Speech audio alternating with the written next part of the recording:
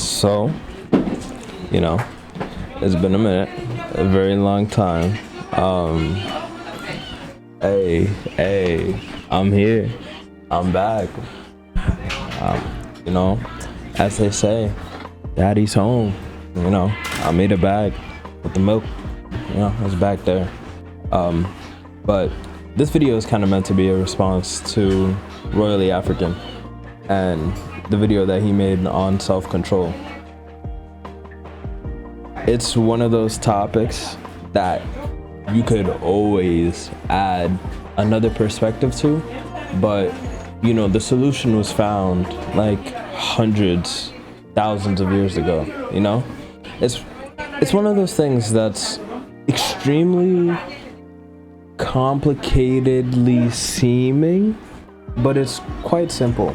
And I think that the way that I would narrow it down, if I had to pick like one thing that I think is the solution to a lack of self-control / discipline, especially when it comes to things like phone addiction, is friction. And this is one thing that I'm trying to incorporate myself, because like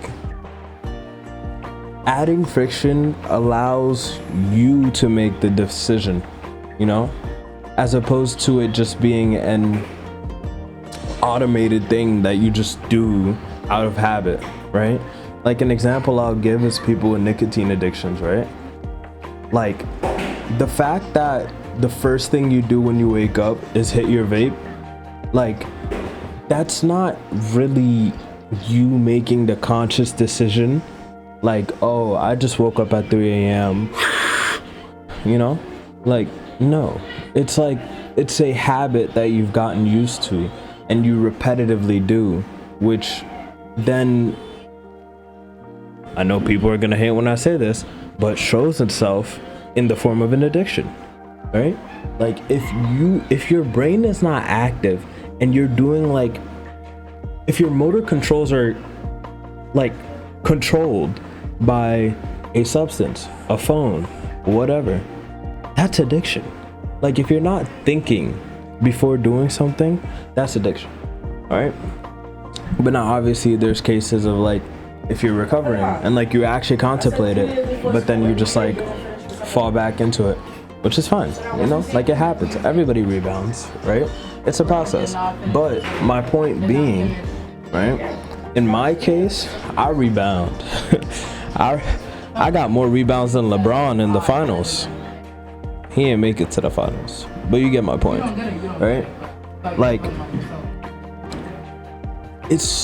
I think it's okay to rebound, but I think that every time you do rebound, you gotta realize, you gotta identify like why, you know? Like I was really good for a solid amount of time. Like it was like about a month or so where my screen time was like consecutively at like 2 hours or less. Like that doesn't happen for me.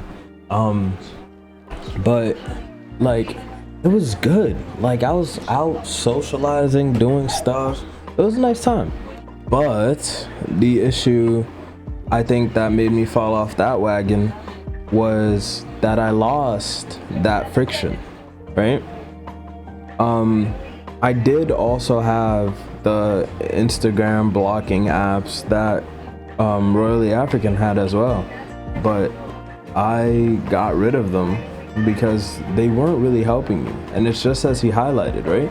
You're having something else do all the heavy lifting and the decision making for you. You're once again automating the activity. So without you even have to think or anything, it just blocks the app, right? Which takes all of the heavy lifting off of your shoulders. And that's not what we want to do, right? At least my philosophy is that you have to tackle it head on, and it has to be a constant battle of every single time you're like, hold on, I'm about to open this app. You think, you add that layer of friction.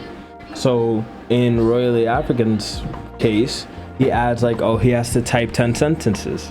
And then he thinks like, oh, do I actually want to type 10 sentences right now? in my case, what I try to do, or I've been trying to implement recently, is like I will like delete the app, right? So that I will only, oh, I just got attacked by a doll, y'all. This is crazy. But it was actually this one. Say hi. Say hi. Say hi. Hi. There we go. Okay. So as I was saying, right?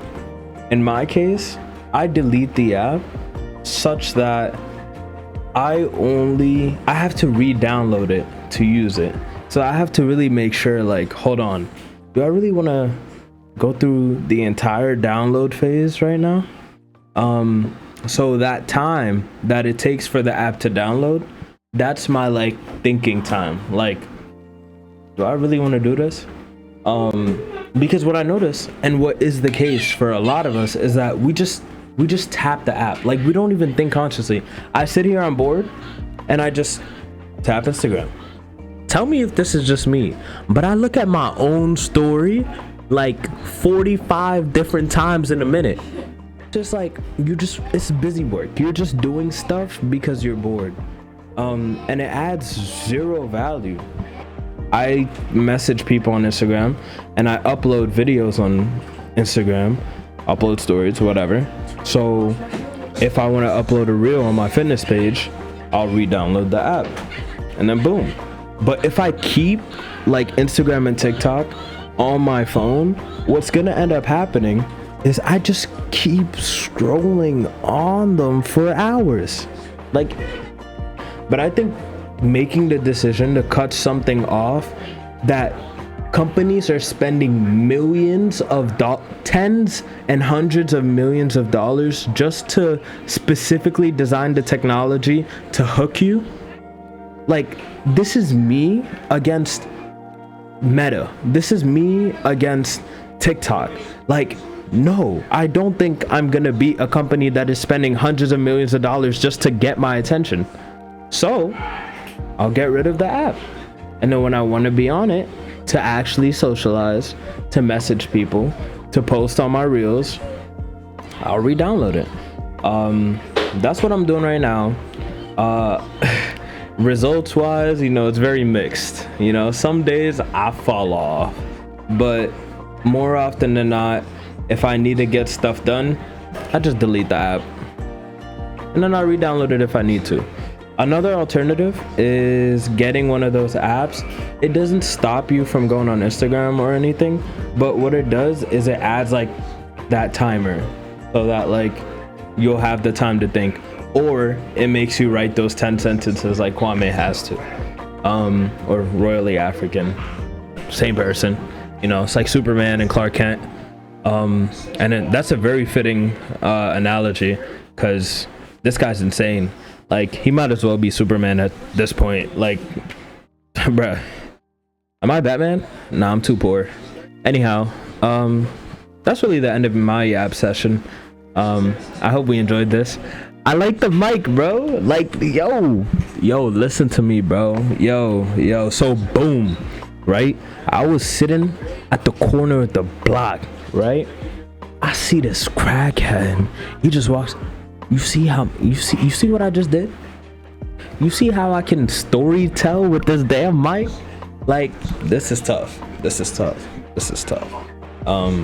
But anyhow, thank you, Kwame, for inspiring me to make this video and for inspiring me to do this like mic holding like talk type, like I might go outside, do some street interviews, like, yeah, but that's it. Anyhow, ciao.